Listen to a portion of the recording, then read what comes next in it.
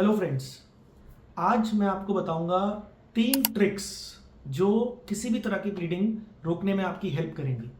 हमारे घरों में, हमारे ऑफिस में, हमारी वर्क प्लेस पे, हमारे रास्ते में कई बार हमारे एक्सीडेंट्स होते हैं छोटे मोटे, जिसमें ब्लीडिंग होती है और एक फर्स्ट एड मेरे को लगता है हर नागरिक को पता होनी चाहिए।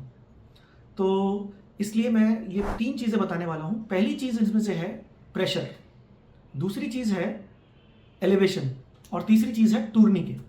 तो as I go forward in this video मैं आपको एक एक करके इसकी इंपॉर्टेंस बताऊंगा, हम कैसे इन 3 चीज़ों से किसी भी तरह की ब्लीडिंग को रोक सकते हैं। अगर हम इसको अंडरस्टैंड करें तो हमारी बॉडी को अगर हम ध्यान से देखें तो 2 तरह के ऑर्गन्स हैं हमारे। एक तो है सेंट्रल बॉडी का पार्ट जिसमें हेड एंड नेक और टॉर्सो आता है, एब्डोमेन, चेस्ट, ये सारा सेंट्रल पार्ट हो गया। एक है हमारे अपेंडेजेस जो है हमारे दोनों हाथ और दोनों पैर। तो इन स्ट्रक्चर्स के हिसाब से हमारे प्रिंसिपल्स हैं जिससे हम ब्लीडिंग रोक सकते हैं।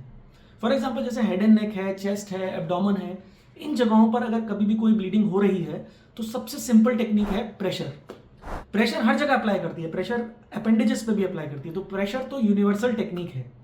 अगर कहीं भी कोई ब्लीडिंग हो रही है यहाँ पर हेड एंड नेक में कहीं भी, तो एक क्लीन क्लॉथ लेके उस जगह पर अगर हम कांस्टेंट प्रेशर रखते हैं कम से कम 4 से 5 मिनट तक, ज़्यादा भी हो सकता है 10 मिनट तक, तो मोस्ट ऑफ द ब्लीडिंग्स रुक जाते हैं।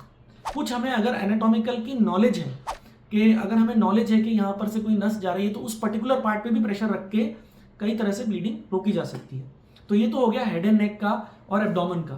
जो हमारी एक्सट्रीमिटीज़ हैं इसमें और भी तरीके हैं जिससे ब्लीडिंग रोकी जा सकती है। तो दूसरी चीज़ है वो है एलिवेशन। एलिवेशन का मतलब है उस पर्टिकुलर पार्ट को, जैसे हमारा अपर लिम्ब है या लोअर लिम्ब है, इसको हमें हार्ट के लेवल के ऊपर रखें अगर हम, तो उससे क्या होता है, जो हार्ट के प्रेशर से ब्लड जो जा रहा होता है उसका प्रेशर उतना इफेक्टिव नहीं होता और वो ब्लीडिंग रोक सकते हैं। तो ये दूसरा प्रिंसिपल जो हमारे हाथ और पैरों के लिए लागू है वो है एलिवेशन। और जो तीसरा प्रिंसिपल है वो है टूर्निके। अब टूर्निके का मतलब मैं आपको समझाता हूँ। आपने देखा होगा कभी भी हम गार्डन में कभी वाटरिंग कर रहे हैं तो एक पानी का होज होता है। अगर बहुत तेजी से पानी उसमें आ रहा है, अगर आप उसके आगे के हिस्से पे हाथ लगा के रोकने की कोशिश करेंगे तो उसको रोक नहीं पाएंगे।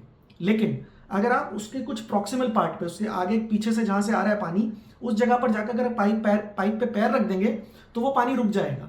कुछ इसी प्रिंसिपल पे टूर्निके काम करता है।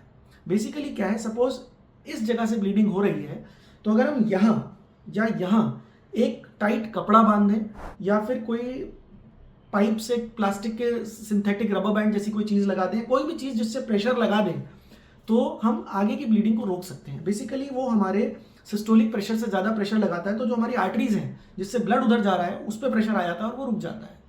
तो यस, टूर्निके एक ऐसी टेक्निक है, जो तीसरी टेक्निक है, जिससे हम किसी भी तरह की एक्सट्रीमिटी की ब्लीडिंग को हम रोक सकते हैं। तो फिर मैं आपको बताता हूँ, प्रेशर, एलिवेशन एंड टूर्निके, ये तीनों टेक्निक्स अगर आप यूज़ करें तो मोस्ट ऑफ द टाइम हम कोई भी चोट से लगने वाली किसी भी जगह पे कोई ब्लीडिंग हो रही है उसको हम रोक सकते हैं। लेकिन इसका मतलब ये नहीं है कि अगर आपने ब्लीडिंग रोक ली तो आप ट्रीट भी खुद करेंगे। यूजुअली अगर ज़्यादा ब्लीडिंग हो रही है जिसमें आपको ये टेक्निक्स अप्लाई करनी पड़ रही है, उसमें आपको जैसे ही आपने ब्लीडिंग को रोकने की कोशिश किया, कर ली है, तो तुरंत उस पेशेंट को या जो भी आपका साथ में है वो है, उसको तुरंत निकटतम स्पेशलिस्ट के पास ले जाए। Thank you.